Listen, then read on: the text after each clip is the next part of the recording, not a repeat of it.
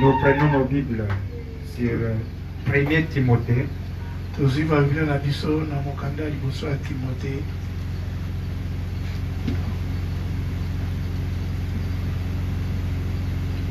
Premier Timothée chapitre 5. Mokanda liboso ya Timothée mokapo ya mitano.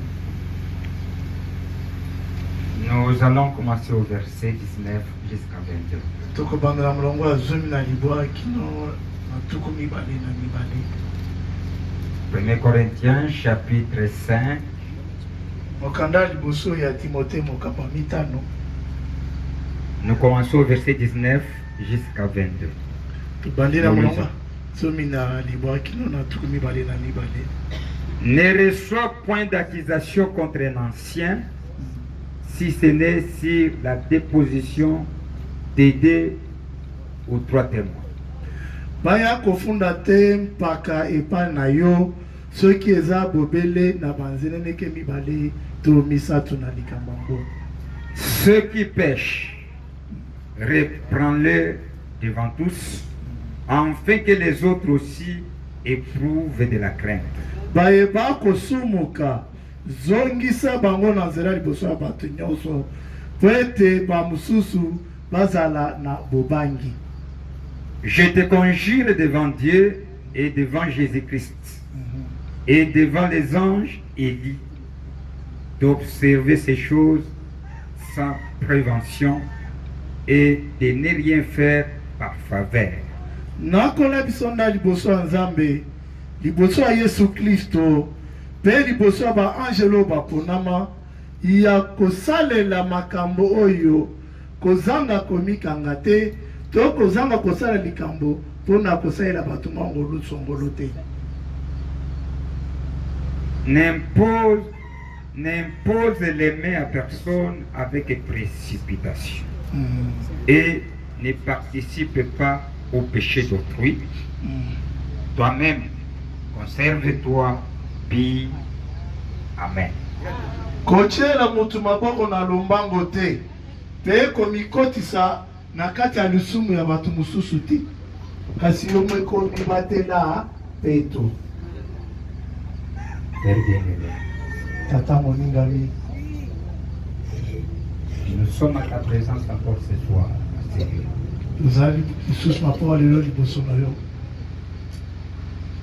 Connaissant le temps que tu nous as appelés, Oyebaka ntango oyo obengi biso, les temps où beaucoup de gens vivent dans la froideur, ntango oyo bato ebele bakobika na malili sous la pression de tout ce qui est en train de se passer tout autour de nous. na se ya botinikami na mayemanso ekoleka zingazinga na biso, Vivant dans des situations difficiles. ona kobikaka kolekaka batango ya pasi. Mais tu savais que tu vas nous appeler et tu vas envoyer un remède dans cet âge. Kasi oyebaki ete okobenga biso pe kotinda kisi na eleko oyo. Nous voici présents autour de ces remèdes que tu nous as envoyés. Biso yeyo totelemi liboso ya kisi oyo Nzambe atinde. Connaissant la manière que chacun est venu, Seigneur. Koyebaka lolenge oyo moko na moko aye Il y a kolo. ceux qui ont marmonné avant de quitter leur maison. Et Ils ont ça- parlé quelque chose. Eza na bayeba yimiyimi ya mbo balonga bandako na bango. Exauce leur prière, Seigneur. Yanola mabondeli na Sois avec bango. nous. Zala na Tu biso. connais ce que nous avons besoin Oyebi oyo toza nango posa. et tout ce que nous te demandons. Na oyo nyonso tokosenga yo. Nous ne pouvons rien sans toi. tokoki te kozanga yo ni prêcher sans ta présence, tokoteya kozanga bozalisi na yo ni répéter les bancs sans ton assistance. tokozongela babanda kozanga simbisi to lisongi Règne au milieu de nous, Seigneur. koza katikati na biso Sois miséricordieux sur tout un chacun de nous zala na mawa likolo ya moko na moko na biso et accepte-nous. mpe ndima biso Fais à ce que notre présence soit agréable. zala ete bozalisi na biso ezala kondima Relève tous ceux qui sont fatigués. tombola telemisa bayeba lembi Amène-nous dans les lieux célestes. mema biso na bisika À chaque fois que tu vas parler, Seigneur, na ntango iso koloba laisse à ce que ta parole soit une marteau qui va briser toutes ces pierres qui sont habitées dans nos âmes. tiki ete liloba na yo ezala kibota oyo ekobuka mabanga nyo ezalaka na litema Merci puisque tu le feras ainsi. matondi po ete okosala boye Au nom du Seigneur Jésus-Christ. na kombo ya nkolo yesu kristo Amen. amen.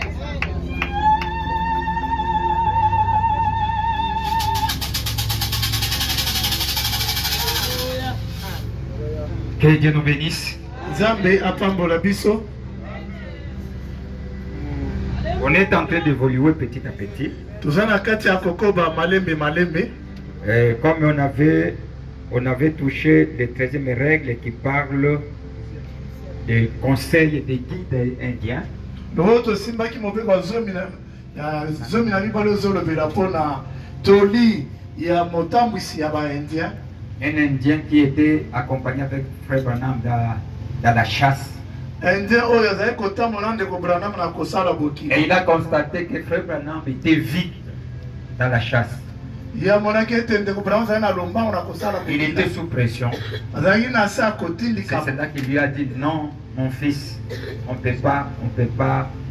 peut pas suivre les JD comme ça dans cette attitude-là. yango nde ayebisaki ete mwana nga tokoki kolanda nyama te na lolenge oza na yango wana Vous allez faire fuir tous les gibiers. wana okokimisa banyama Ce nyonso n'est pas comme ça que nous pouvons chasser.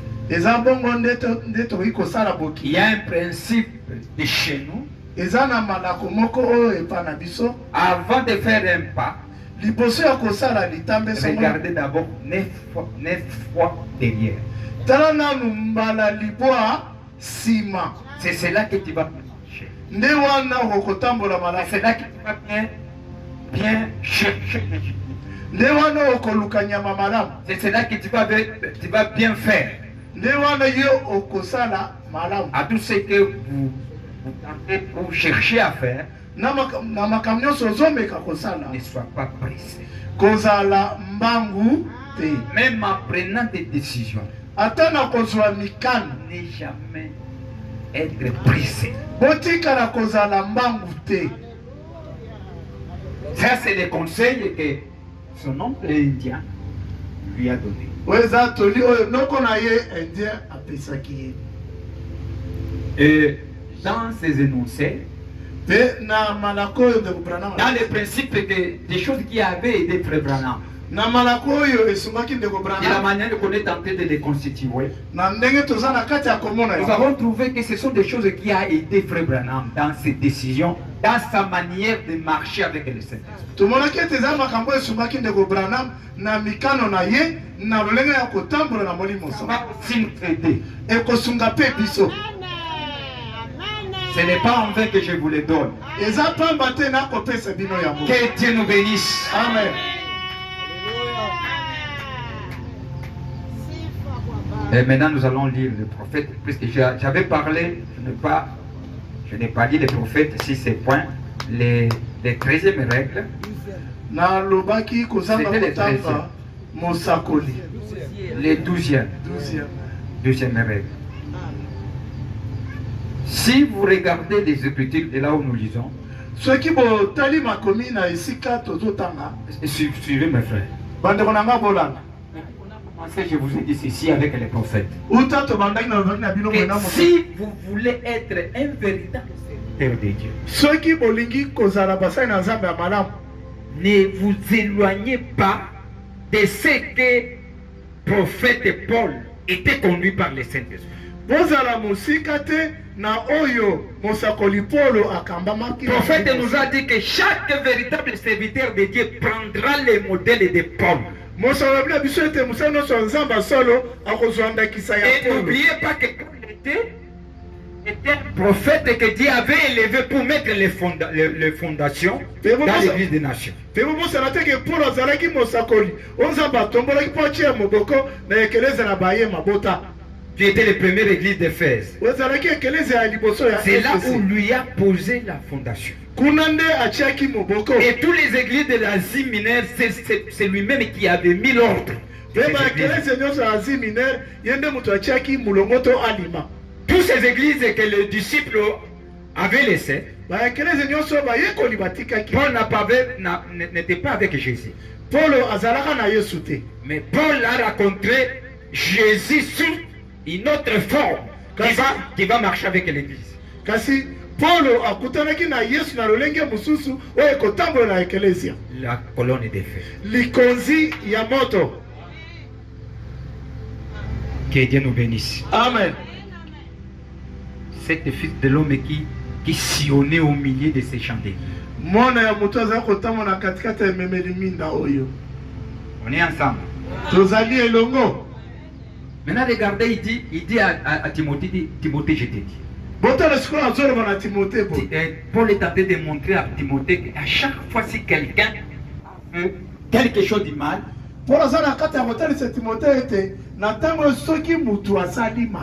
reprenez cet homme-là. Si vous voyez qu'il continue à répéter la chose, réprimandez même la chose, même devant le peuple. Devant les gens. Et les démons vont quitter, pas être chassés dans cet homme-là.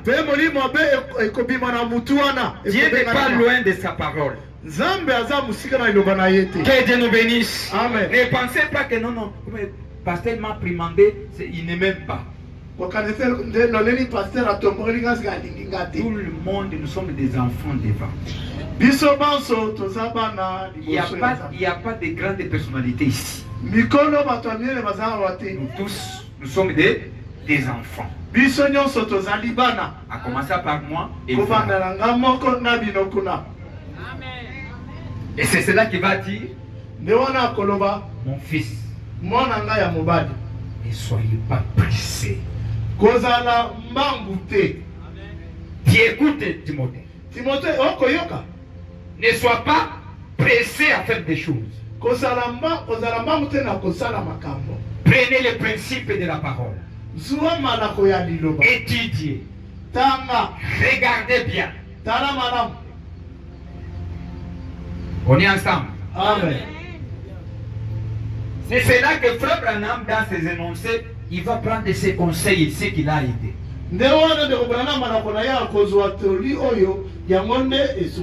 Vous savez, mes frères, par manque de retenir la pression qui peut être en nous, des fois nous prenons des décisions qu'on ne devrait pas prendre. Il y a des choses qui nous arrivent sans se retenir. Tu commences à prendre des décisions que tu ne devrais pas prendre.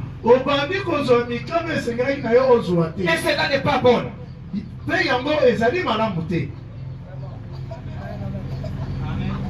Puisque nous vivons dans un âge de nervosité. Tout le monde est sous pression. Le monde nous amène dans cette situation-là. Vous verrez, tu peux dire même à un frère, non, sois d'abord assis, médite bien, laisse d'abord cette chose. Non, mon frère, laisse d'abord passer. Prier. Non,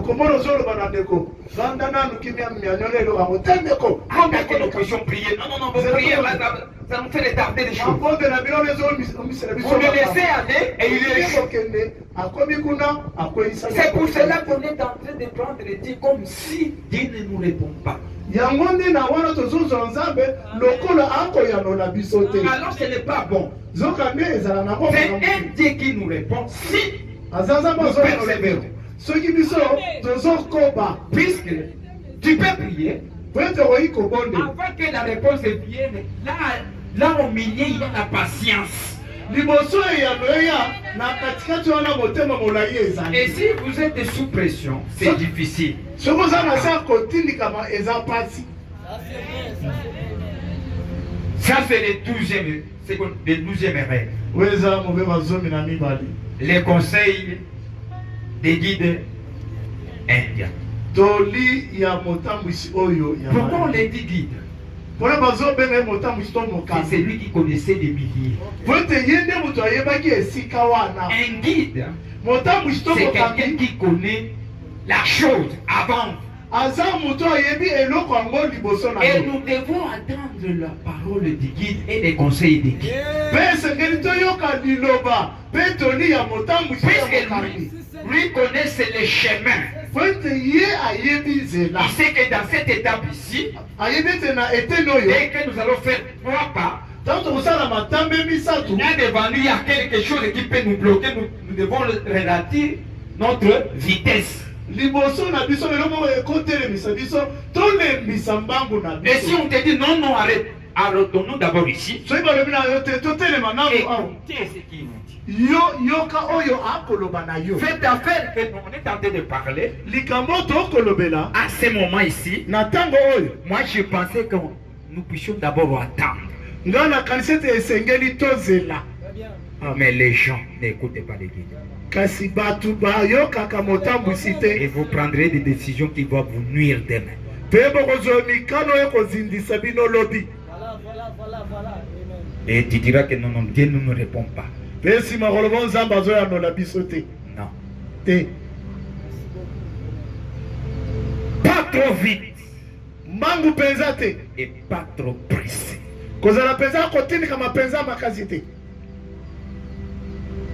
Que Dieu nous bénisse. Amen. Pas trop vite Mbangu mpenza te. et pas trop pressé. Kozala kotindika mapenza makasi. Voyons là où le prophète il dit.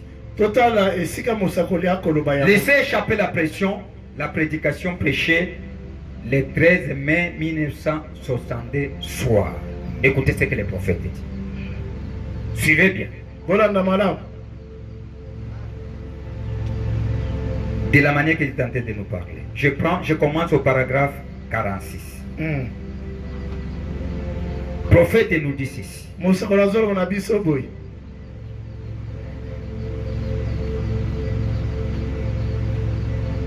Tout le monde, Batu nyonso. ça devient vraiment un âge de névrosité. Ekomi eleko penza ya batu ya bakanda De kanda. névrosé. Batu ya bakanda. Est-ce que ça, ce n'est pas la vérité? Oyo eza solo te. Vous verrez tout le monde. Omona batu nyonso elongi ya kokanga kanda kanda. Même les petits enfants. Ata bana mike. Alors à l'époque, c'était des femmes qui tombaient dans les ménopauses et qui avaient cette attitude-là. Zongo nde kala baso bazali kokoma na menopause babanda kokoma na lolenga Mais kanda. vous verrez des petites filles aujourd'hui. Kasi omona bilenge basi ya mike elongi ya kokanga kanda kanda. Kanda nini? Okay na gay. Ata gay Même nos parents. Ata baboti na biso. Marchez dans la route, vous verrez, frère. Botambola na balabala bakomona batu. Et il va vous lancer des paroles. Pe akopiliselo maloba moko ya mpeli penza. C'est quoi ça? Ekomi nini? Passez pas, il y a ma chauffeur devant des passes. Ango kutu kulubati. Terrible. Ya kokamo. Il te fait passer, c'est seulement les Chili qui va t'accompagner. Alexio boye na consigne ezolanda yo. Que ce soit des policiers même, Ezala des bapulusu. gardiens de la route. Baoyo barulage ya nzela. Hey. C'est un âge de névrosé. Eza eleko ya batu ya kanda. Tout le monde est sous tension. Batu nyonso baza na se ya kobendama. Et on n'a pas de temps. Mpe ntango eza te. Et cette tension nerveuse s'accumule au point que ça brise les choses. Mpe kanda oyo ya bongo ekotondisama na mosanda oyo ezobuka biloko. Ça amène les gens à garder tranquille quand ils sont remballés vivement. Ezomema batu batikala na motema likunya tango bapemani penza. Et à dire des choses qui n'ont pas l'intention de dire. Pe bakoma kolobimisa maloba o bazala ngoma kanisi ya koloba te. Mes frères, si nous connaissons l'état que nous pouvons avoir aussi notre manière de vivre. Quelqu'un peut te lancer quelque chose. Vous connaissez que c'est l'âge que nous vivons. Mais toi aussi tu vas t'emballer. Et tu ne dois pas résister.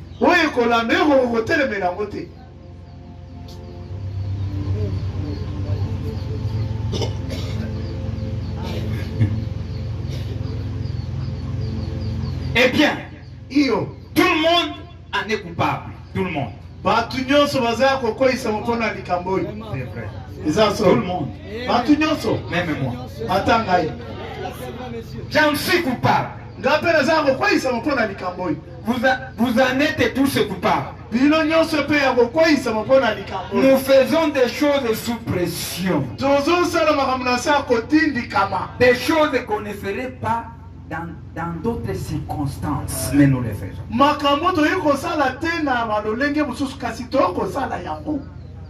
Ainsi, il y a une expression qui s'accumule aujourd'hui. Je pense, avant que je n'aille plus loin, je peux dire ceci. Je crois que c'est l'ennemi qui vient et qui exerce cette pression. C'est l'ennemi. Je crois que c'est le diable. C'est bien lui. Et nous savons que l'avenir du Seigneur est proche. Paragraphe 48. Et la Bible dit que à vous empresser, à écraser quelque chose, vous prendrez des décisions que vous n'aurez pas prises. Si vous étiez assis et y avoir réfléchi.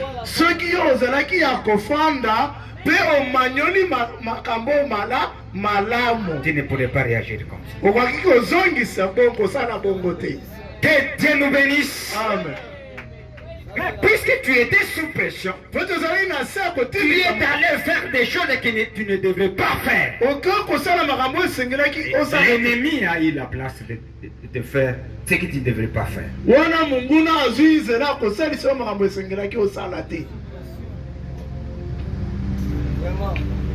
Mais si tu te mettais assez et commençais à réfléchir, est-ce que tu ne peux pas le faire?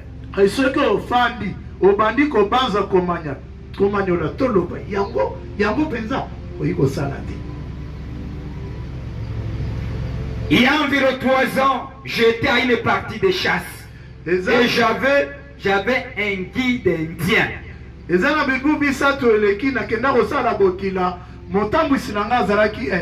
Paragraphe 49.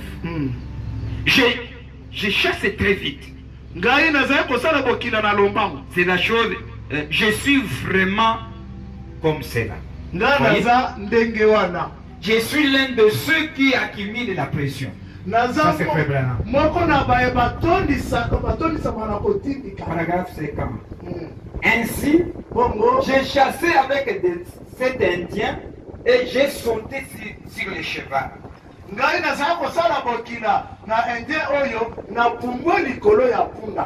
Et il avait un élan là sur la montagne et j'ai entamé le virage. Et ce vieil Indien, mon aîné d'environ 10 ans, me suivait, tout essoufflé.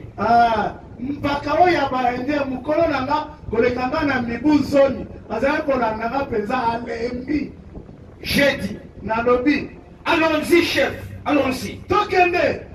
Il a répondu, trop vite. Trop vite. J'ai pensé, et bien, j'ai dit, allons-y. J'ai repris la course et il a dit, ngai na bandi lisusu kokima ye alobi trop vite. mbangu koleka J'ai retenti. ngai nalembisi Trop vite. mbangu koleka Et j'ai ralenti la vitesse de la marche. nalembisi lisusu mbangu ya Il kotambola me dit toujours trop vite. azolobela nga kaka mbangu koleka Oh là là. Oh. J'ai dit, nalobi chef, papa l'élan se trouve là-haut. mbangu eza kuna likolo ekotomata nyama nyama za likolo Il kuna a dit alobi qu'il reste là-bas. nyama ngo atikala kuna Il est né là-bas.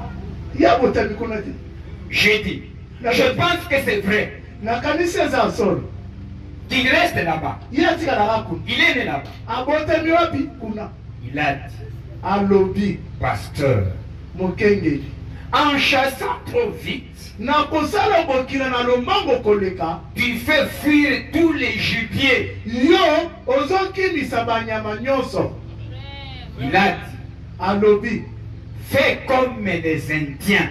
sala lokola baindien Faire un pas, kosala litambe moko observer 9 fois. kotala mbala libwa Avant de faire un pas. liboso ya kosala litambe moko Eh bien, iyo je me demande quel genre de vitesse je devais prendre pour arriver là-bas. wana siko na mituni mbangu nini esengelaki nazala na yango mpo nakoma kuna Avant de faire un pas, liboso nasala litambe moko tu regardes d'abord. otali anu mbala libwa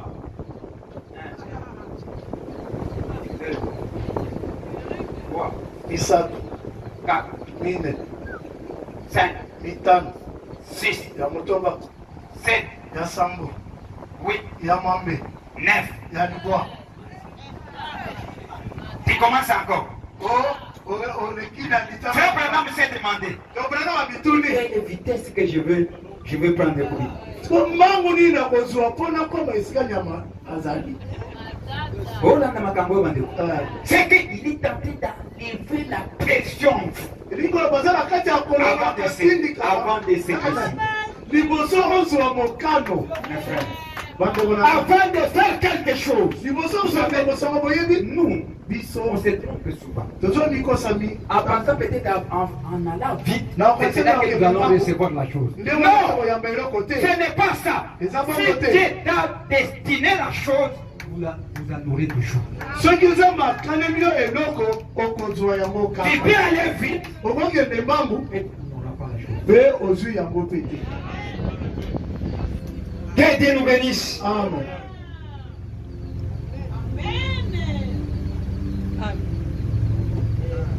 Je me suis demandé na branam na mituni quel genre de vitesse je devais prendre pour arriver là-bas. siko mbangu nini esengelaki nazala nango mpo nakoma esika nyama azali. Alors que j'ai gravissé la montagne en courant. wana azali komata ngomba na kokima Et lui disait, ye azali koloba kuna faire un pas, kosala litambe moko puis observer 9 fois. mpe nsima kotala mbala libwa Regardez 9 fois tout ce qu'il y a tout autour de toi avant de faire autre pas. tala mbala libwa mayemaso eza nzingazinga na yo liboso osala litambe mosusu On regarde quoi? otala nini Tout ce qui est.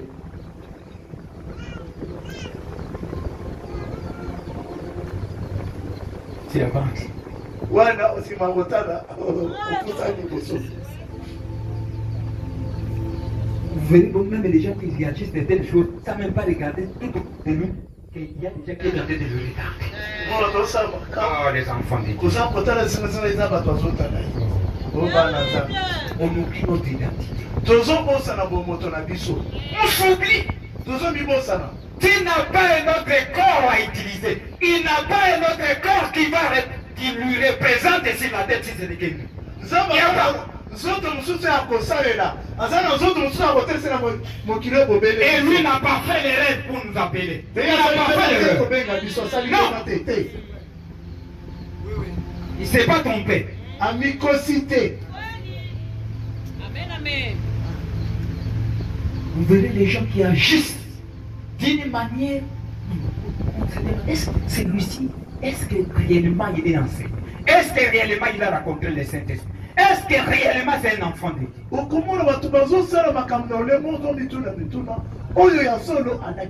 Tu peux regarder quelqu'un, tu vois de comment il est en train de parler. De comment il est en train de lancer des paroles. Est-ce que réellement il est né de nouveau? Il y a solo motema na mibale muto yo penza ya solo. Réellement. Il y a solo penza.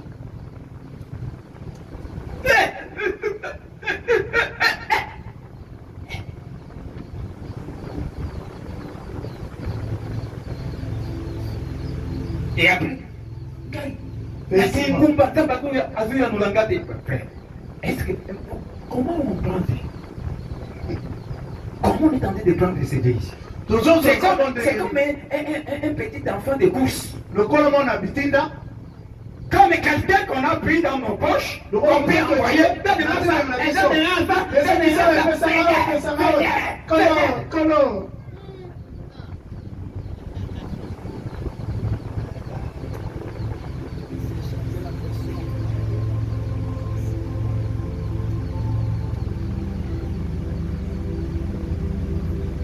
Oh là là. Vous voyez? Oh là là, bomoni. Cet homme n'est pas pressé. Mutoyo atinga penda na mubango te. Que Dieu nous bénisse. Amen. Et c'est là, Frère Branham dit, je me suis rappelé du conseil de ma mère, qui est déjà dans la gloire. Ndeko Branham alobi na kanisi na. Il se rappelle de la chose que je vais parler. Yazo kanisa na iloko na ibisaki bino. Alors 35, paragraphe. Nous vivons dans un âge de névrosé. Un âge de tension nerveuse. Tout le monde court ici et va là-bas. Mais n'y va nulle part. Tu verrais un petit qui parle. Quelques minutes là, il s'arrête.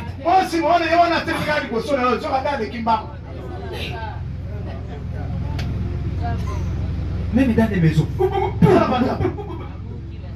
avez écouté des assiettes là. Et les gens ne sont pas attentifs que le Saint-Esprit puisse même les parler. Le Saint-Esprit peut te parler, peut me te dire quelque chose. Ma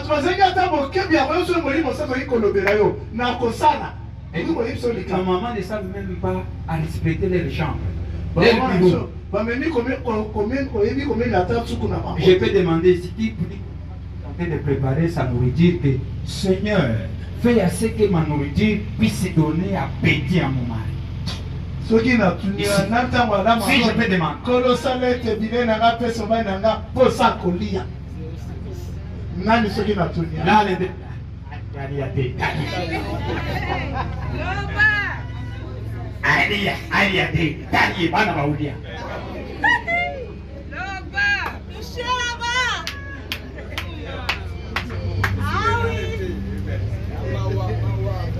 Là, on attend que la présence du Saint-Esprit, que le Saint-Esprit descende, que le Saint-Esprit descende, que le Saint-Esprit va.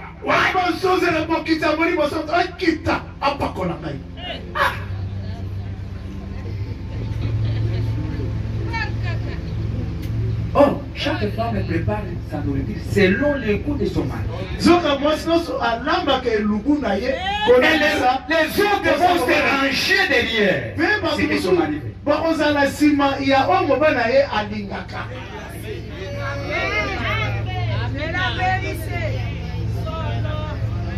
Et la Bible dit, dès que vous maîtrisez ça, et c'est le pour toi. Il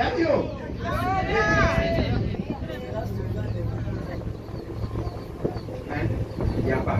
Il n'y a pas. Même nos filles qu'on est tenté de faire marier ici. Je vais commencer à demander à vos maris. Je vais commencer à vous demander. Est-ce que je vais te demander, est-ce que tu as déjà demandé à ton mari dans tes temps de fiançailles, qu'est-ce qu'il veut?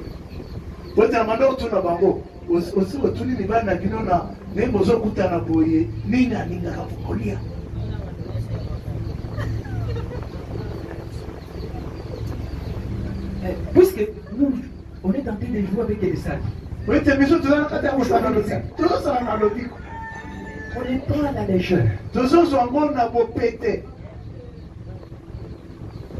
Et c'est pourquoi les choses n'avancent pas. Ne pas la tine à moi, ma ramboye, qu'on ait du sauter.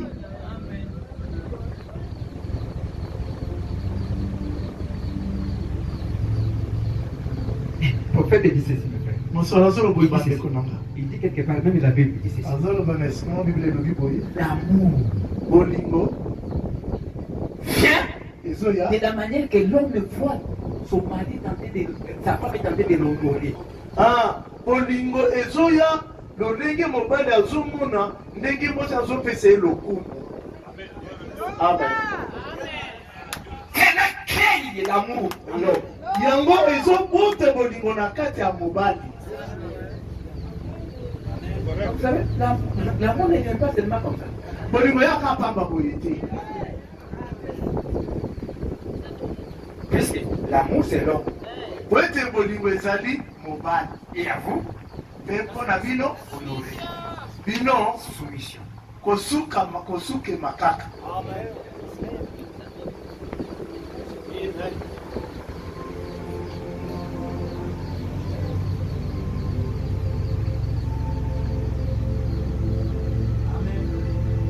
Nous vivons dans un âge de névrosé, un âge de tension nerveuse. Tout le monde court ici et va là-bas. Il ne va nulle part. Cela n'arrive que dans un tel âge. Et je sais que cette église est chancelée par cela comme partout. Le tabernacle est harcelé par cela partout. Le monde entier.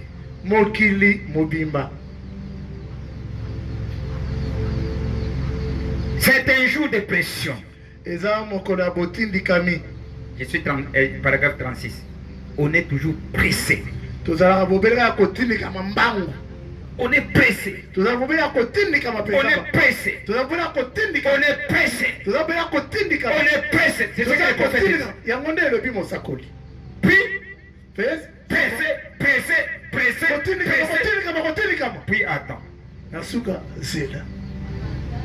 On roule 80 000 à l'air. 90 000 à l'air.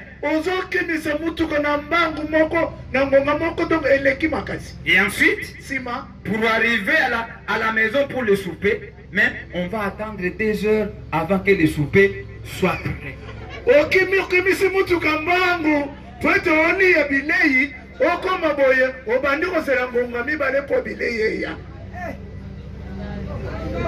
tu venais vite.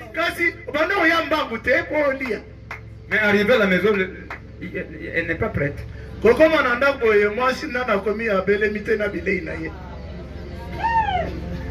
vrai, c'est vrai. C'est ce temps ici. Et avec cet empressement et cet excès de vitesse, cela vous donne une tension nerveuse.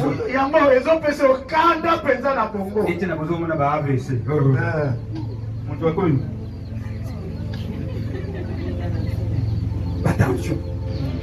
Attention quand même été. Oui, non. Attention pamba. Ndengo kanisa yondo zwangu mongo. To yaki kokolanda ba mususu amoni kaka mutu akei amemi biloko boye avimbi na ndako okuzwa ave ABC pamba. Tu te troubles pour rien. Amen. Oui, tu vas commencer à se comparer avec des gens. Moi, dans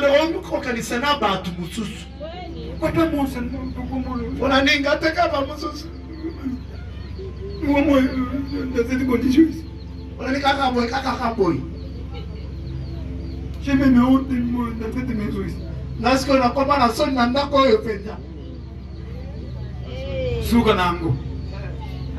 Estomac band. Nazo kama frère, bana miki. Uza esto. Euti wapi. Age na yo estoma. Euti wapi deja. Nazomona niti. Papa na nga bazo kipinga te. Bakibiona ni lo bezo ufufuri. Bo akutaki moninga naza telefone ya 500. Yepe atingazo wa telefone. Tout comme ça. Botika makamba boye.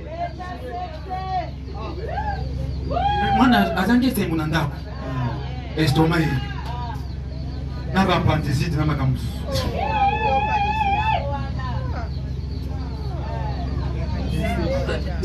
Ça nous amène à beaucoup se demander. Les enfants des estomacs.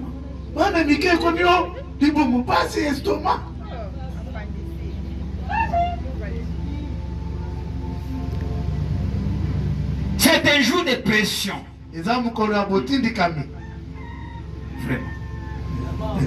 Et avec cet empressement et ces excès de vitesse, cela vous donne une tension nerveuse. La femme dit quelque chose d'un peu contraire.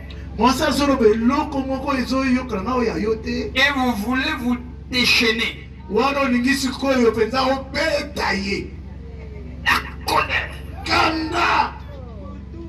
Le mari dit quelque chose.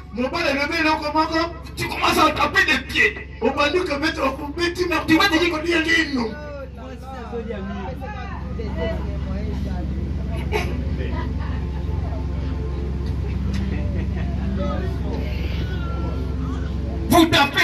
vous tapez les pieds et vous lui dites d'entrer dans la chambre. Vous voyez? Et bien maintenant mon mari, je ne veux pas qu'on se dispute. Toi et moi. Sors d'ici.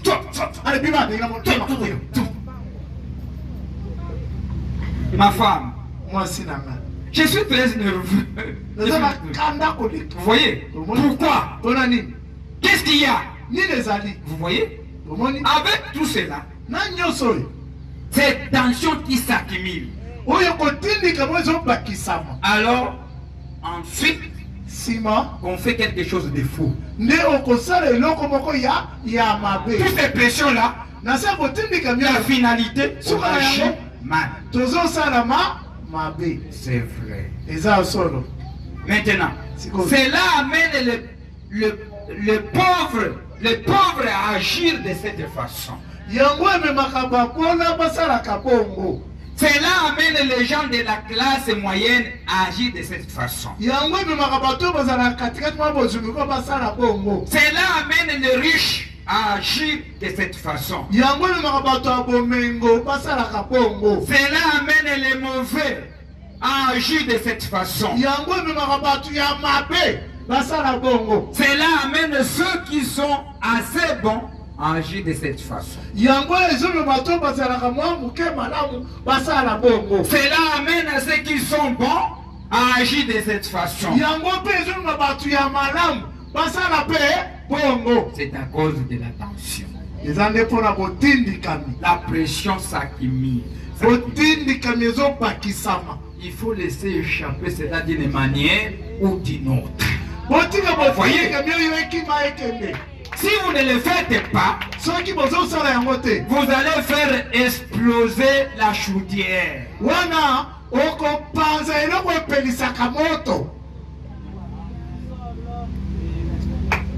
Et Dieu nous bénisse. Amen. Même à nos enfants, prophète dit, nous devons faire échapper la pression. Amen. 57. Prophète dit. Ainsi, cet homme ne pouvait s'arrêter nulle part. Il était fugitif. Il ne savait que faire. Fugitif. Il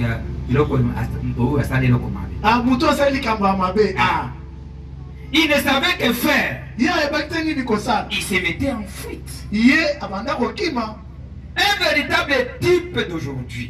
lolenge malamu ya mutu lelo. Je pense que c'est ce qui cause tant de pression. Na kanisa kati yango nde ezobota botindikami mingi. Nous sommes en fuite. Toza na kati ya kokima. C'est le problème que le monde connaît. Nde likambo mokili eza na yango lelo. Les gens savent qu'ils ont tort. Batu bayebi ete bango baza ya kokweyisama. Et ils savent que l'avenir du Seigneur est proche. Pe bayebi ete boye ya nkolo epusani. Et la pression s'accumule. Pe botindikami ezobakisama. Et ils sont en fuite. Pe wana bazokima.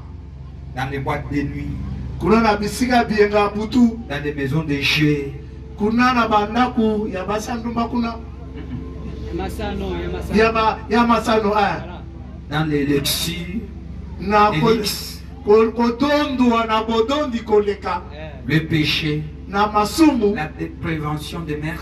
Wana libebi ya mbikela. Tout ça pour se défouler. Nyonso yo po bakimisa botindikami. Ils regardent la télévision. Bakotala etando yike. Et ça les présenterie. Wana bakotala et de n'importe quoi na makambo kini kinamu. Pour se défouler. Pwete bakimisa botindikami. Ils sont en fuite. Wana bazana kati ya kokima. Je termine paragraphe 63 pour que nous puissions aller à une autre loi, à une autre règle. Non, c'est de quelque chose. Pwete eza na eloko moko ezo simba batu, ekanga batu, ekotalisa monena likambo songolo. Nous le savons bien. Toyebi yango malamu. Les chrétiens le savent bien. Bakristo bayebi yango malamu. J'ai senti quelque chose comme les gens n'écoutent pas, ne captent pas bien. Na yoki eloko moko batu ba kososo. Revenez d'abord ici pour ne pas s'embrouiller. Bozonga nanu apo bumikoti na mbulu. Que Dieu nous bénisse. Amen. Que Dieu nous bénisse. Amen. J'ai senti comme une vide. Na yoki lokola mwa libungu tulu. On est ensemble. Tozali elongo. Vous devez échapper de quoi? Bokimisa botindikami. Ne prenez pas de décision. Kozwa mokano na mbangu te. Non, te. Ça ne doit pas vous aider. Ekosunga yo te. Même nos agissements. Ata lolenge na biso akosala makambo. Nous devons prendre ces conseils ici. Esengeli tozwa toli oyo. Dans tout ce que nous pouvons faire. Na oyo nyonso tokoki kosala. Amen. C'est cela, le prophète dit. C'est là où je vais terminer. C'est ce qu'il en est aujourd'hui.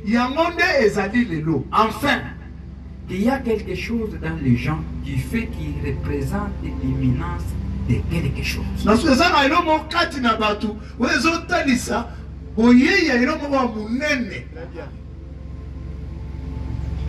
nous, pas quelque chose que les gens attendent. Il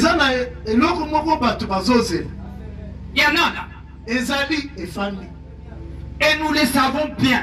Les chrétiens le savent bien. Le monde le sait bien. Les soulards le savent bien. Les joueurs d'argent le savent bien.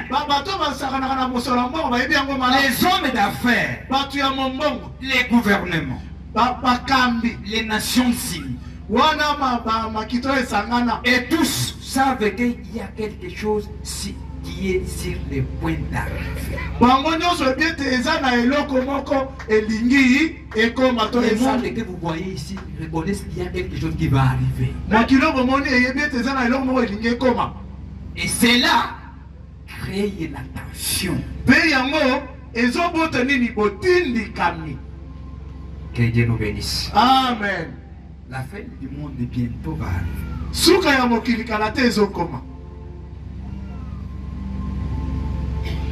On est ensemble. Ce qui a retenu, pas aller trop vite, pas trop pressé. Qui a retenu ça? Dans toutes les décisions que vous devez prendre, dans tous les aspects, tous les aspects de la vie. Pas aller trop vite, pas trop pressé. Vous verrez les choses aller bien. Même dans nos maisons. Pas vite de répondre.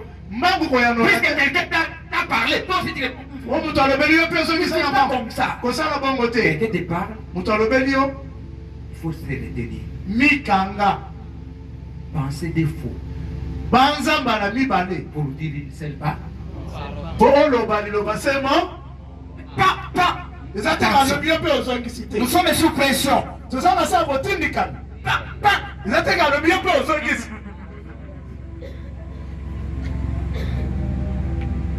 Que Dieu nous bénisse. amen Qui a compris? nani asosoli Merci. Amen. Je veux que les choses vont changer. alaka nti ete makambo ekobongwana Je ne le parle pas pour parler seul. nazoloba ngo mpona koloba te Je ne me pomone pas. nazo Pour rien. mitungisa te pamba te Non, ce sont des règles. eza Et mibeko une règle, mpe mobeko c'est une recommandation qui est posée, qui est là. Que chacun est demandé de le faire. eza tinde Pour bien respecter les normes. eza tinde oyo etiami oyo esengemi na moko asala yango mpona kotosa malako to mibeko C'est pourquoi j'ai tenté de les libérer. yango naza na kati ya kotanga yango Les 13e et 14e. 13e 13e. oyo azomi na misato 13e. oyo azomi na misato Écoutez ce que la chose que j'avais vu et tous les conseils du prophète.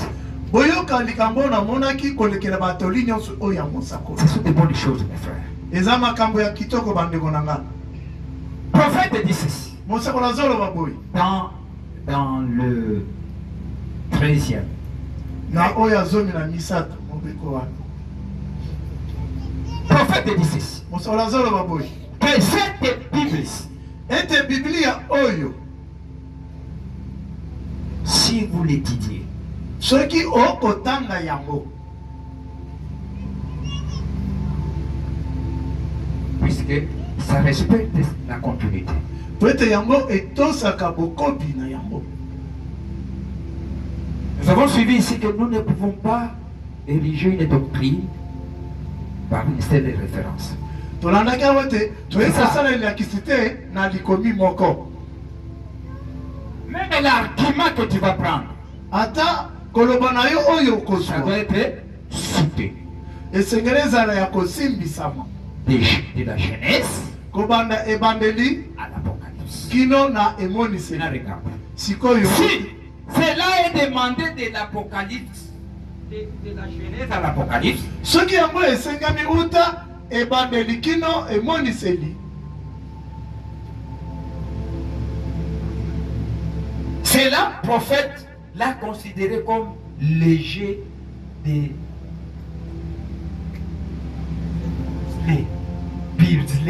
bislé. C'est que Pézel, ça, azwi yango lokola masono ya pezel Pézel. pezel Vous voyez ça? bomoni eloko wana C'est un jeu. eza lisano Il y a des couleurs. eza na balangi Ça a beaucoup de formes. eza balolenge ebele C'est un jeu ici. lisano oyo Il y a des fois, eyaka mbala mosusu ça peut être des dessins ekoki kozala bililingi to badessin d'un animal ya nyama ou des panorama, des photos, to bafoto ou des... Vous avez des images là qui sont un peu claires. babililingi moko eza mwa polele makasi Maintenant, qui sont dispersées. siko eza ya kopanzana Par exemple, vous voyez ça? bomoni oyo Là, de ces côtés, il y a des couleurs bleues. ngambo eza na langi ya bleu Ça va? Ma- Ici, c'est ngambo jaune. langi ya jaune Et là, c'est oto langi ya vert Et ici, c'est... langi ya pembe Et là, c'est langi ya motane rouge. Et ici, c'est orange. Ça, c'est un jeu. oyo eza lisano Maintenant, regarde. siko botana Prophète, maintenant, siko mosakoli en étudiant l'écriture, na kotangaka likomi il les considère la Bible comme ce jeu ici. azozwa biblia lokola lisano oyo Et comment? Regarde. Je vais détacher tout ça. na kopanza nyonso oyo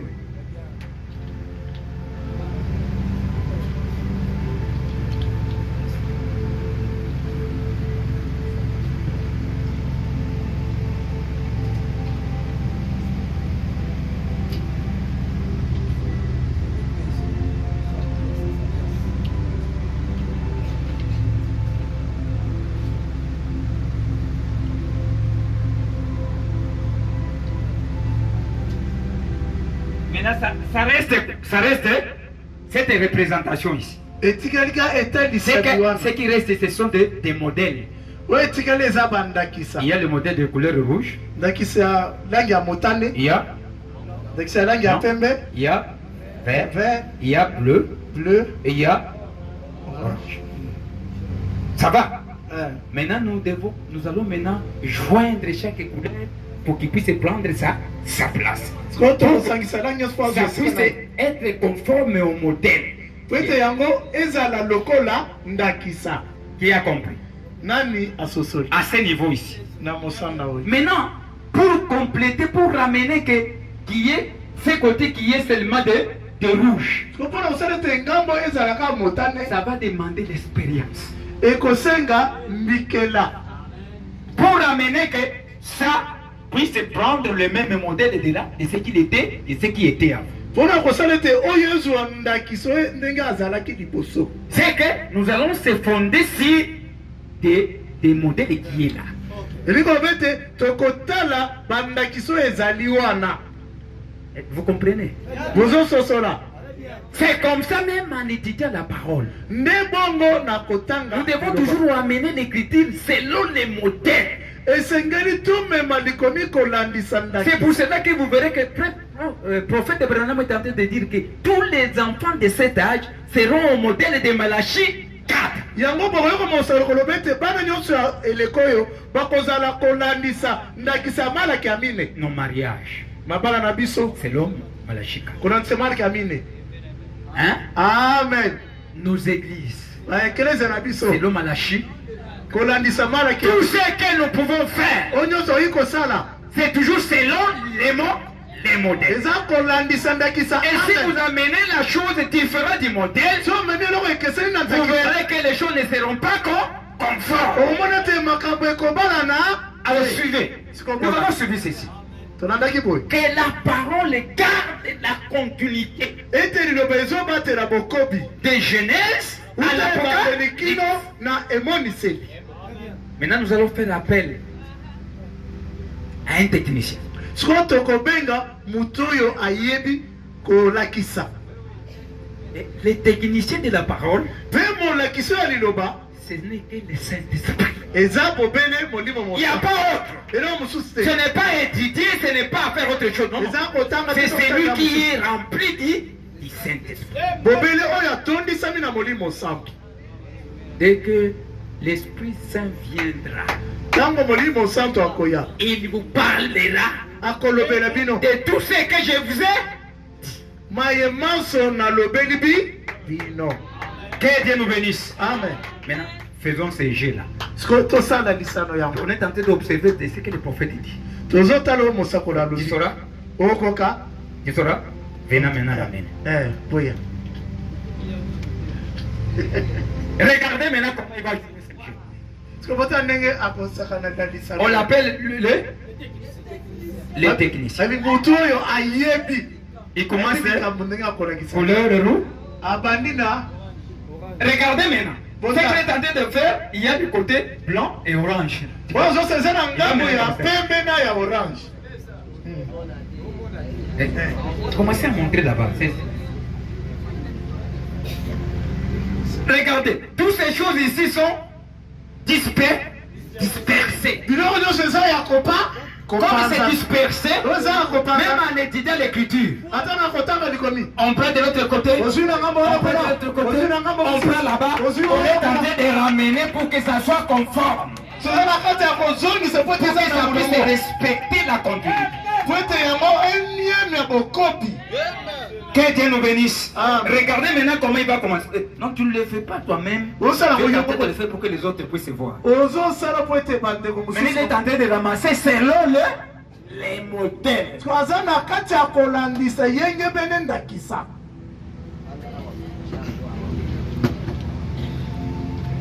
Que Dieu nous bénisse. Amen.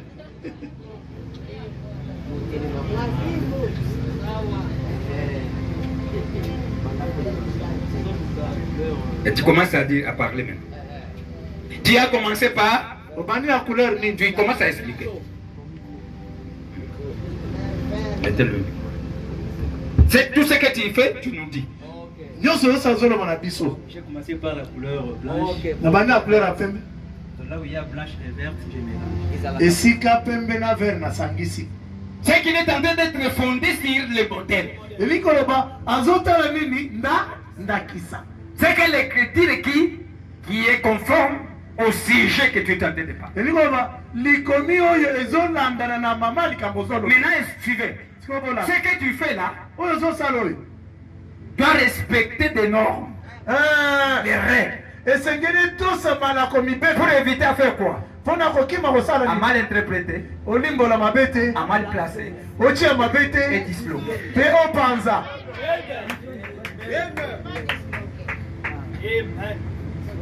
Je prends Vous saurez s'il disloque, là vous verrez. bokomona soki apanzi bokomona yango mpenza apanzi koyeba soki oza masolo ba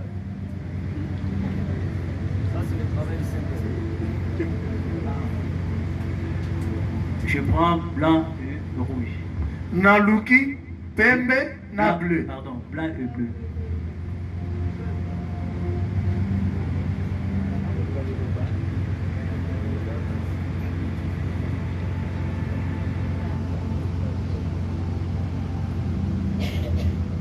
Tout cela, ce sont des versets, nyonso eza bamakomi Jean de Boaz. ce sont des citations de Frère Branham. eza Des prédications. mate ya ndeko branam Je prends bleu rouge. nazwi ya motane Branham. Wanama wantumba.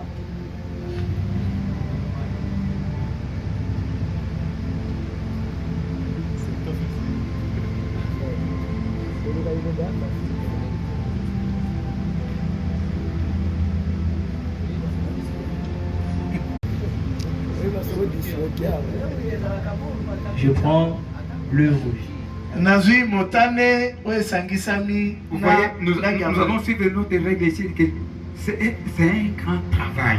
tokolanda Que Dieu a donné les Éphésiens 4. eza Ce n'est pas facile, mais- mosalefesaline eza pete te Nous les devons du respect. yango esengeli C'est tonyemba pourquoi la Bible bango le dit. yango biblia ezoloba yango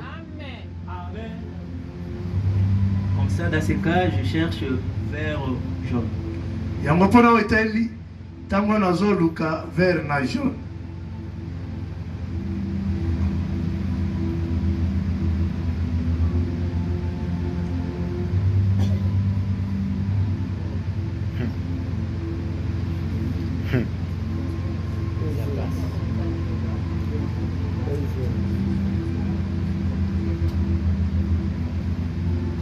Vert rouge.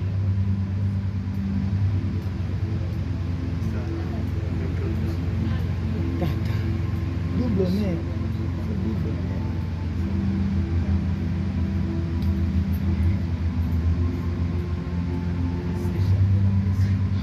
Vert blanc.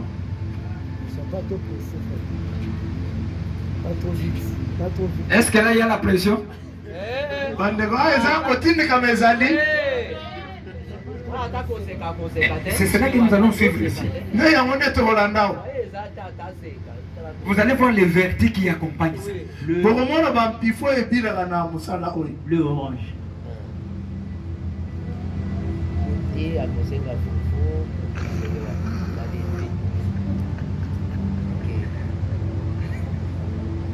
Vert orange.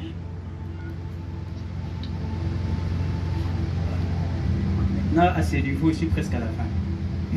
awa nakomi mpe na kosilisa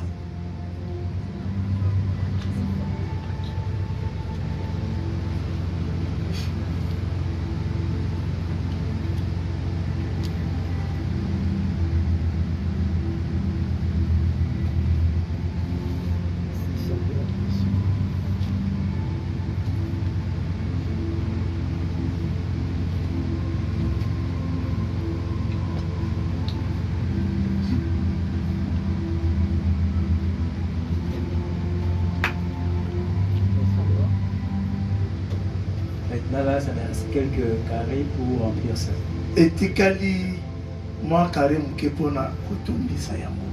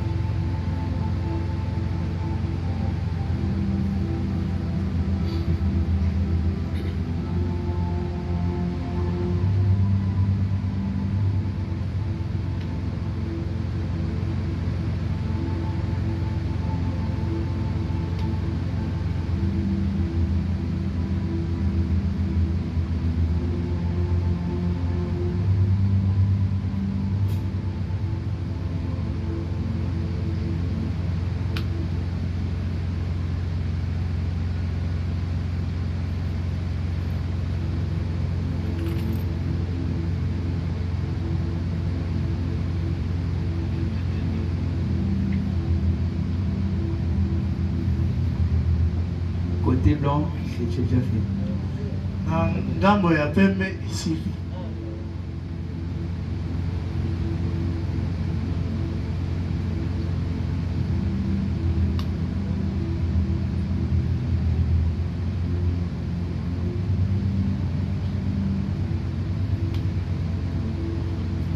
Au rouge, c'est déjà fait. Motane isili.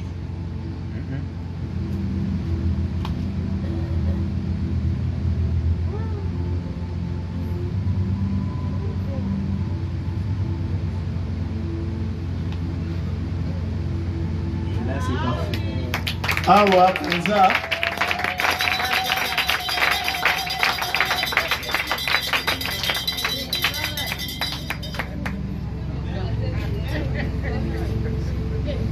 Que Dieu nous bénisse. Amen. Regardez maintenant. Siko botane. Ce jeu ici Lisano oyo. est accompagné par quelle vertu? Yango ebilami na pifoni. La patience. Kozala na motema molayi ya kozela. Là, on ne peut pas avoir la pression. Wana ye kozala na botindikami te. Pour bien mettre chaque chose à sa place, va demander à être patient. Mpona kotia eloko nyonso na esika yango ezosenga kozala na motema. Écoutez maintenant ce que le prophète dit. Siko boyoka mosekola zolo. Suivez bien. Bolanda malamu. Le prophète dit ici Mosekola zolo baboyi. que le jeu de Pizel Ete lisano ya pizel est un jeu de patience. eza lisano ya kozala na motema molayi pio. Il est composé de pièces. C'est ce que vous avez vu ici. Yango esalemi na biloko. D'un dessin, par exemple, Na mwa dessin songolo. ou d'une Nakisa. photo, d'un To- paronement naturel ou normal. Ya photo songolo ya ekelama moto zomona na. Et vous avez vu comment il a été. Là, je peux expliquer ça là-bas. Et tout ça est mélangé à l'ordre, Nyonso oyo etiami esangisami na molongo. dans un cadre de jeu. Na lolenge moko ya masano. C'est ce que vous avez vu. Yango nde bomoni. Ça va. Maintenant, au moment qu'on les jouait, ça demandait la patience. Na to za kosaka na ngozo. Pas être sous la pression. Kozala na sa botindikami te. C'est cela que Frère Branham va dire. Ceci. Yango nde ndeko Branham akoloba boye. Écoutez ce qu'il va dire. Boyoka oyo akoloba. Prenons le prophète. Tozwa mosakoli. Je restaurerai. Nakozongisa sika. Prêcher le 26 juin 1955. Je prends paragraphe suisse, c'est paragraphe électronique 8. Prophète dit ceci. Voyez, Bomoni. la Bible est comme un jeu de puzzle. Biblia eza lokola lisano ya pizel. Il dit la Bible. Alobi Biblia. Vous pouvez prendre une pièce et dire, Oyo kozwa eloko moko na kati pe koloba. cela va ici en bas, comme il le faisait là. Ekozolongwa awa ti na se.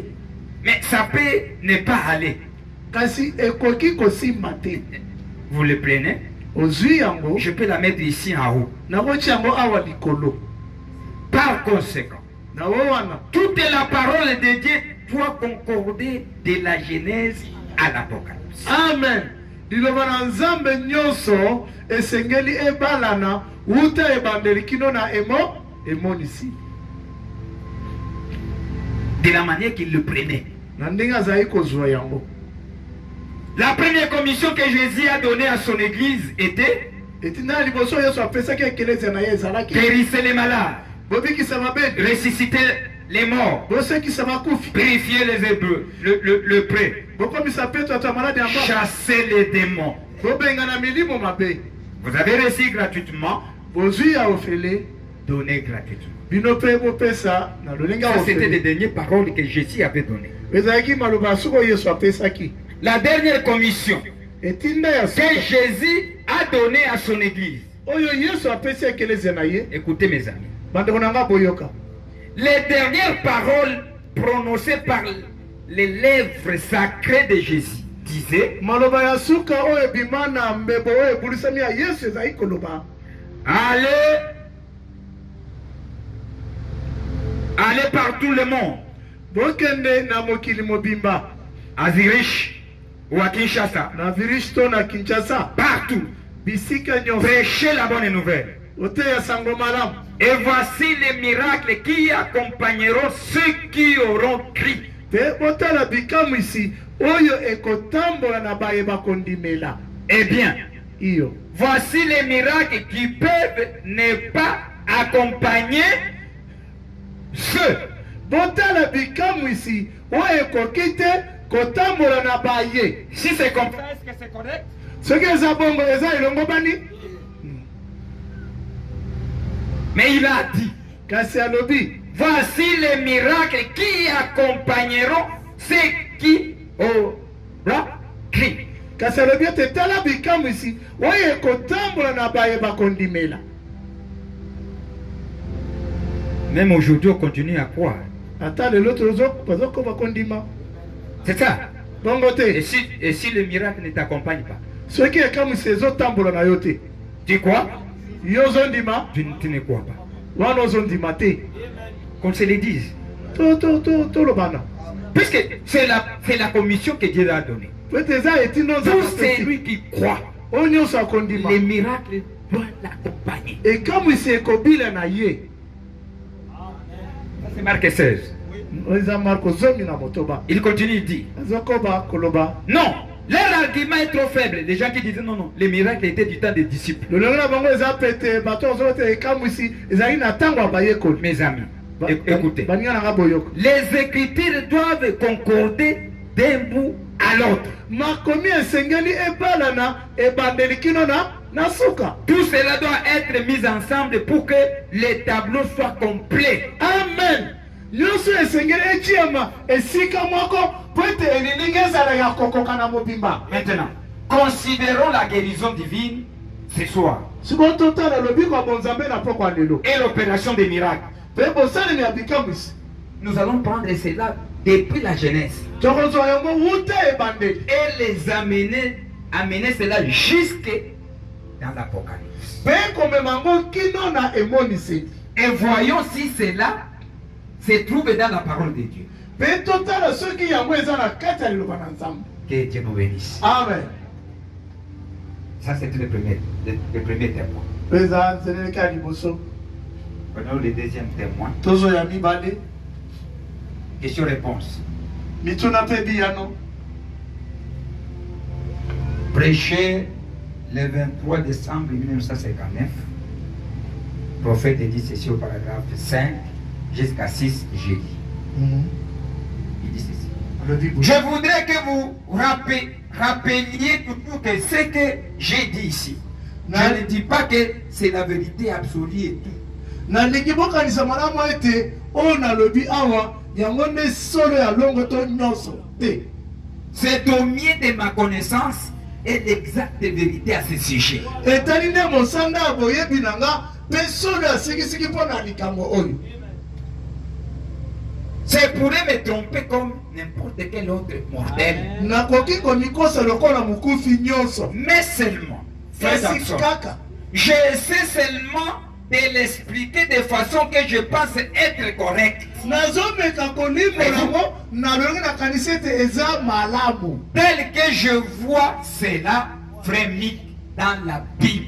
ndenge nazomona yango ndeko mik na kati ya biblia. En étudiant ces choses, na kotanga makambo oyo je ne prends pas cela à un seul endroit. nakozwa yango na esika moko te. Je retourne en arrière, nazozonga nsima fais sortir cela de la Genèse et l'amener jusqu'à l'Apocalypse. kobimisa yango na buku ya ebandeli mpe komema yango na buku ya emoniseli. Juste d'un bout à l'autre de la Bible. toloba na suka nyonso mibale ya biblia.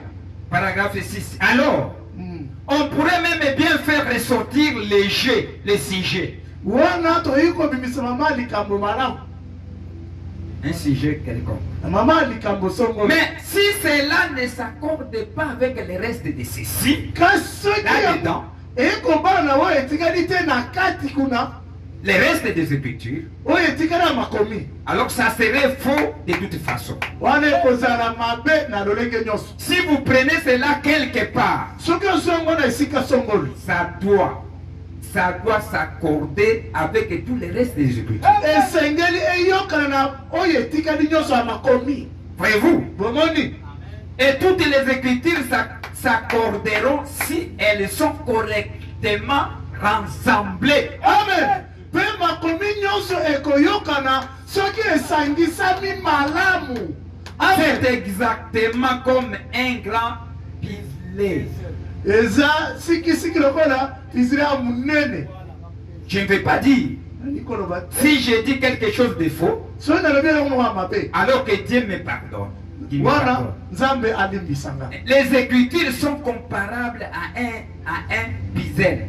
Ekelezi to makomi to yokanisa ngo na lisano pizel. Voyez Bomoni. ça. Voyez, Bomoni. elles sont toutes fractionnées Yango eza kopanzana et mélangées dans une boîte. pe esangisami na kati ya mwa eloko. Et il faut le Saint-Esprit pour rassembler cela. Esengeli molimo santu pona kosangisa yango. Amen. Que Dieu nous bénisse. Amen. Vous aimez prêcher, vous aimez être prédicateur. Yo, Vous aimez Nicoté, prêcher. yo, Nicoté, Nicoté. Apportez d'abord la colonne de feu. Le Saint-Esprit. Likonzi ya moto molimo mosantu. Quand c'est là, Kozama yango. tu commenceras à passer ici de se disputer avec les gens. Okobanda koleka wa koswana na bato. Vous voyez, Bomoni. nous ne sommes pas capables de le faire. Tozana makoki ya kosala ngote. Il n'y a pas 969 interprétations différentes parce que la Bible dit que l'écriture ne peut être l'objet d'une interprétation particulière. Eza ndimbola kili ya kolimbola likomi te. Po ete Biblia elobi ete kolimbola butu ye moko ezali te. Elle est seulement telle qu'elle est écrite. Amen. Yango ezali ndenge ekomama. Nous croyons simplement qu'elle est. Merci. Tondimi kaka ezali matoni. Elle est seulement telle qu'elle est. Likomi ezali lolenge eza ezali. Elle est écrite dans la Bible. Ekomama na kati ya Biblia. C'est ainsi que nous devons l'accepter telle qu'elle est. Nde bongo esengeli tondima yango ndenge ezali. Ainsi, Bongo. si nous essayons de lui faire dire quelque chose ici, Soki tomeki kolobisa likomi eloko moko awa. eh bien, elle ne dira donc pas la même chose là-bas. Akoloba eloko se moko wana te kuna. Voyez, Bomoni. si nous mettions, vous devez laisser l'écriture répondre elle-même ici. Soki totie awa botika likomi yango moko Amen. eyanola awa. Et répondre elle-même là. Pe eyanoli yango moko kuna. Répondre elle-même là. Eyanoli yango moko kuna. Que chaque chose soit juste à sa place pour que le tout s'accorde. Amen. Eloko nyonso ezala na esika na yango po ete nyonso eyokana. Amen. Que Dieu nous bénisse. Amen. Je vous donne un autre point, Naopesa bino nzendenge mosusu. un autre témoin. La vision de Patmos, Emono ya Patmos. paragraphe 9.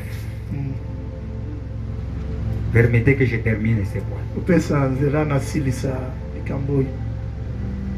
Alors quelqu'un s'amènera avec telle opinion. Mutu moko akoya na mabanzo na ye.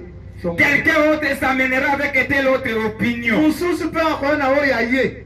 Et on se retrouve avec 900 et quelques églises dénominationnelles différentes. Peto mikuti na kama libwa mangomba ya bibongiseli ekesana. Et chacune d'elles est opposée Pe moko na mona à son enseignement à l'autre. akotelemela mosusu na lilakisi. Il doit y avoir un qui est dans le vrai Esengeli ezala moko aza na kati ya solo et l'autre qui est dans l'erreur. pe mosusu ona na kati ya mbeba. Ainsi donc, Nde bongo. la seule manière de prouver cela, Lolenge se moko ya kotalisa yango. c'est de ramener cela à la Bible. Eza nde Voyez. kozongisa yango na Biblia. Bomoni. De laisser la Bible. Ya kotika Biblia. Eh bien, souvent, Mingi. les gens donnent leur propre interprétation. Bato bapesaka ndimbola na bango. Mais nous, kasi biso nous faisons vraiment de notre mieux pour ne pas donner une quelconque interprétation humaine à cela.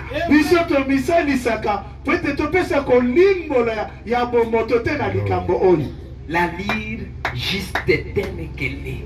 kotanga yango ndenge yango ezali mpe ndenge elobama C'est comme cela. nde eza nde bongo Paragraphe 10. Et puis, esima j'ai toujours constaté que si vous ne prenez que ce qu'il a dit, namonaka ete soki bozozwaka oyo alobi cela fera que tout s'emboîte parfaitement dans les Écritures. yango ekosala ete ebalana na kati ya makomi C'est quelque peu comme rassembler à un piselé.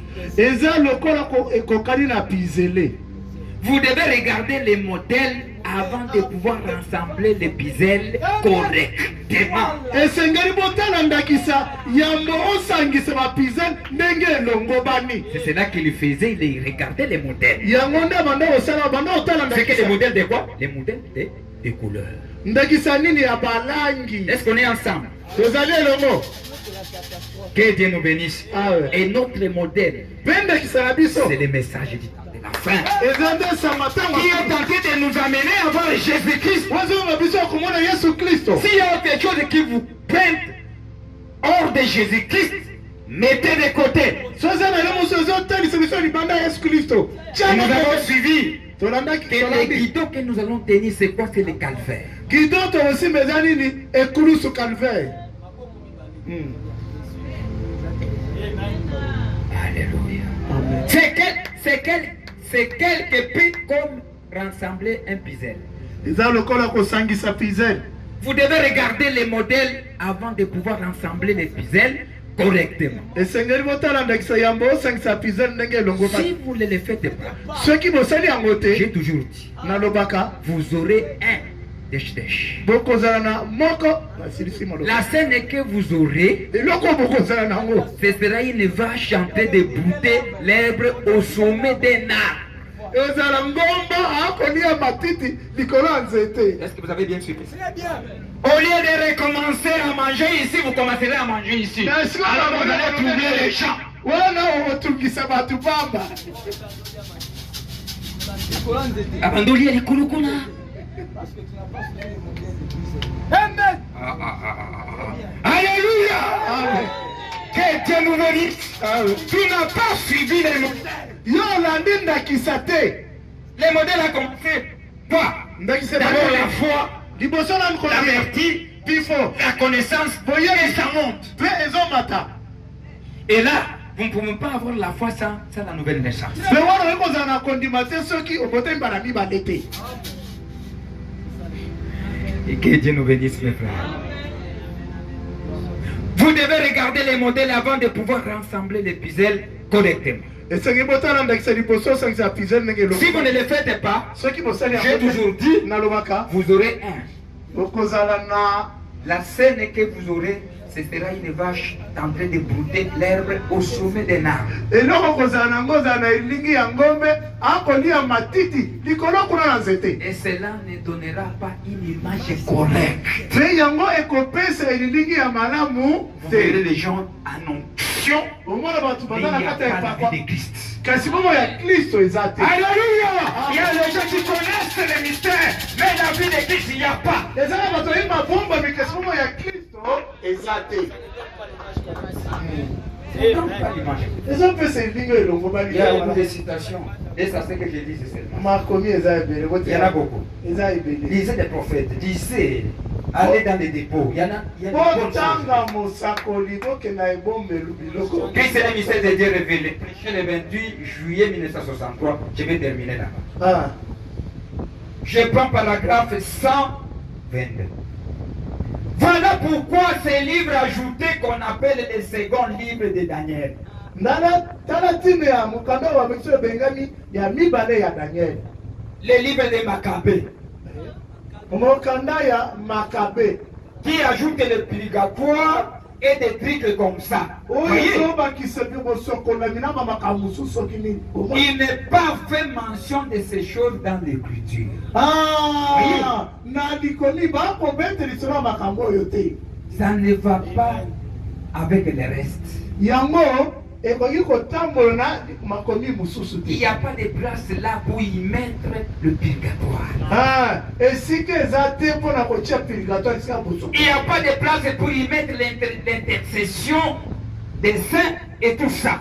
Esika eza te ya kotia kobondela ya basantu na makambo eza Il n'y a te. pas de place là pour ça.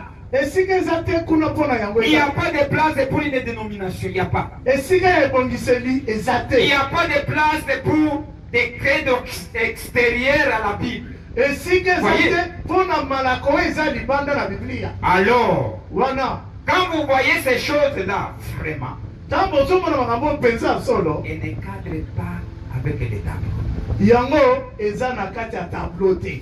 C'est pourquoi les gens qui ont ajouté ces choses se retrouvent avec un puzzle tout embrayé. Yango bato oyo bakoti makambo oyo Voyez. bakoti na pizel na mobulungano na kati. Ils n'arrivent pas à rassembler correctement. Bazokoka kosangisa malamu te. Sachez qu'il est le même hier, aujourd'hui et éternellement. Yoki aza lolenge moko lobi oti koleka lelo mpe seko na Que seko. Dieu nous aide. Nzambe asonga Que Dieu biso. vous bénisse. Nzambe apambola.